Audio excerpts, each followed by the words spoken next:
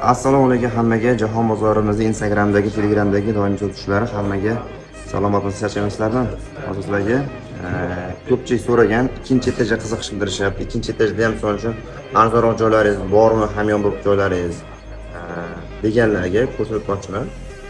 Aynan ikkinchi etajga ham bemalol e'tibor bersangiz, xuddi birinchi etajda bor atmosfera, balkon, dam olish zonalari, o'yin-kulgu qilish uchun joylar va bo'limlar o'rtasida o'tishlari uchun bemalol ustidagi ko'priklar, zinalar chiqish uchun har bir joyiga chiqish yo'llari va eng qizig'i har bir burchaklarda liftlar, hojatxonalar va yomg'irdan mabodo qolib ketmasligi uchun ustiga maxsus qoplamalar yorug'lik bilan ta'minlangan.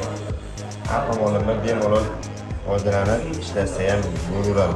Ikkinchi etaj bo'lgandek, birinchi etaj bo'lgandek ishlasalar ham foydalansa ham bo'ladi.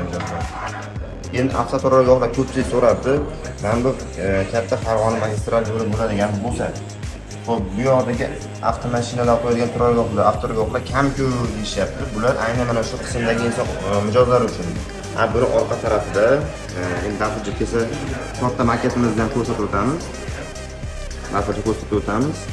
Va bundan tashqari yana ko'plab joylarga albatta avtoturargohlar har bitta bo'limga yarasha qo'yib ketilgan. Bundan hech qanaqa muammo joyi yo'q. Eng qizig'i ko'p qavatli avtoturargoh ham qurilishi nasib bo'lsa 2028-yilga rejalashtirilgan. Buni ko'rishlar mumkin.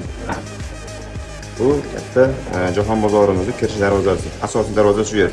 Lekin faqat bu yo'l bilan kifoyalanib qolmaysiz. Bundan keyingi bo'limdan kirsangiz bo'ladi va eng oxirgi C blogimiz oxiridan kirsangiz bo'ladi.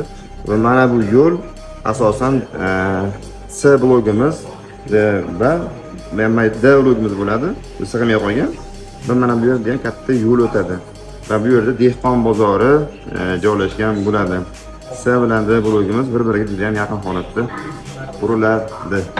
Sizga ham aynan shu bloklarimizda qaysi biri bo'sh, qaysi biri band, narxlari qanaqa misol uchun yana ham ko'proq ma'lumotlarni bilmoqchi bo'lsangiz, albatta ofisimizni tashrif buyurishingiz mumkin. Kelib ko'rib, o'zingiz guvoh bo'lib, hattoki o'zingiz joyingizni bron qilib ketsangiz ham bo'ladi. Shunaqa imkoniyatlar qilib berilyapti.